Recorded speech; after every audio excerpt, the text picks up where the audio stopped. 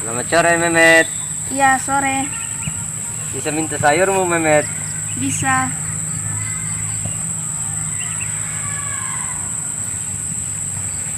Ini Kak Yanto. Saya senang bisa berbagi hasil kebun. Terima kasih, Memet. Sama-sama. Selamat sore, Memet. Sore Kak Yanto. Sedang apa? Saya sedang menanam pohon supaya lingkungan asri dan udara menjadi sejuk. Kalau begitu saya bantu menanam, Memet. Terima kasih.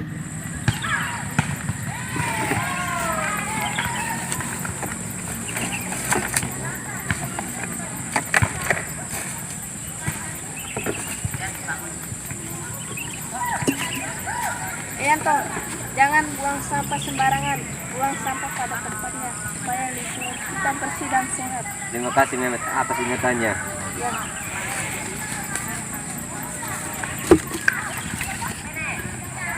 Saudara-saudari yang terkasih dalam Tuhan kita Yesus Kristus, salam jumpa kembali dalam permenungan tema aksi puasa pembangunan minggu ketiga.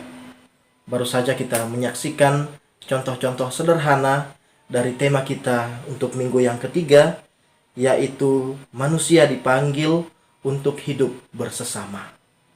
Tema ini, hasil yang kita harapkan pertama, umat menyadari bahwa manusia dipanggil untuk hidup bersesama, hidup dengan orang lain, berbagi dengan orang lain.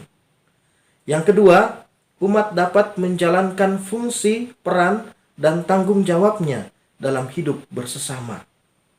Ketiga, umat semakin mampu hidup bukan hanya untuk diri sendiri, tetapi untuk sesama, untuk orang lain, dan untuk alam semesta. Dan yang keempat, umat semakin menyadari, yakin bahwa hidup bersesama tidak akan pernah mendatangkan kemelaratan dan penderitaan, tetapi mendatangkan sukacita. Kita akan mendengarkan bacaan untuk tema kita. Bacaan kitab suci diambil dari Kisah Para Rasul bab 2 ayat 41 sampai 47. Cara hidup jemaat perdana. Orang-orang yang menerima perkataannya itu memberi diri dibaptis, dan pada hari itu jumlah mereka bertambah kira-kira 3.000 jiwa.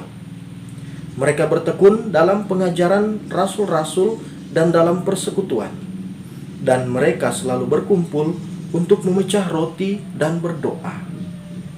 Maka ketakutanlah mereka semua, sedang rasul-rasul itu mengadakan banyak mujizat dan tanda. Dan semua orang yang telah menjadi percaya tetap bersatu, dan segala kepunyaan mereka adalah kepunyaan bersama. Dan selalu ada dari mereka yang menjual harta miliknya, lalu membagi-bagikannya kepada semua orang sesuai dengan keperluan masing-masing. Dengan bertekun dan dengan sehati, mereka berkumpul tiap-tiap hari dalam bait Allah. Mereka memecahkan roti di rumah masing-masing secara bergilir dan makan bersama-sama dengan gembira dan tulus hati, sambil memuji Allah. Dan mereka disukai semua orang. Dan tiap-tiap hari Tuhan menambah jumlah mereka dengan orang yang diselamatkan. Demikian bacaan kitab suci untuk tema kita. Saudara-saudari yang terkasih, kita dibaptis karena percaya kepada Allah dan menyatakan diri dalam Yesus Kristus. Kita mempercayakan diri kepada Allah yang adalah kasih dan mengikuti Yesus Kristus, Raja Kerajaan Surga dan Bumi. Dengan menerima pembaptisan itu, kita pun menjadi anggota Gereja Katolik, persekutuan orang yang percaya kepada Kristus. Semangat solidaritas mereka sangat tinggi, yaitu jemaat perdana dalam bacaan tadi. Hal ini nampak dengan jelas dari kerelaan menjual harta milik untuk dibagikan, sehingga tidak ada yang berkekurangan. Selayaknya kita bangga mempunyai Allah yang mengasihi kita melalui Yesus Kristus. selayaknya juga kita bangga menjadi anggota gereja Katolik yang kudus, sebagaimana kita ucapkan dalam syahadat iman. Kepercayaan akan Kristus dan kesadaran sebagai anggota gereja Katolik inilah yang menjadi identitas kita. Identitas inilah yang menggerakkan kita untuk menjalani kehidupan sebagai pengikut Kristus seturut cara hidup jemaat perdana dalam bacaan tadi.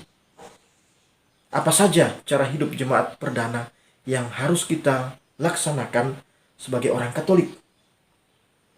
Pertama, bertekun dalam pengajaran para rasul yang sekarang telah tertulis dalam kitab suci yang kita baca dan renungkan, dan juga dalam ajaran gereja atau magisterium.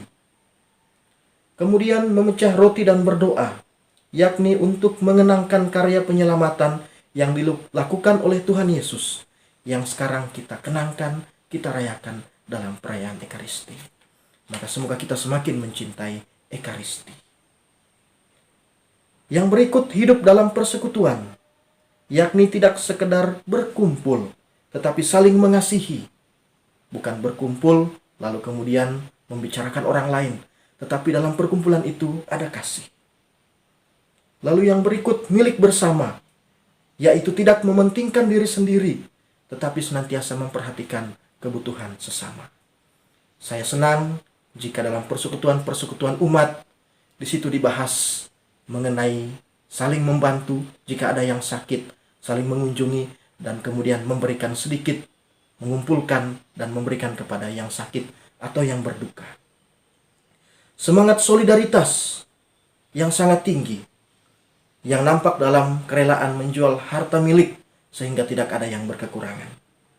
Lalu hidup dalam sukacita, yakni kita bersukacita karena mengalami keselamatan dalam Kristus dan bersyukur atas apa yang telah dilakukan Tuhan bagi hidup kita.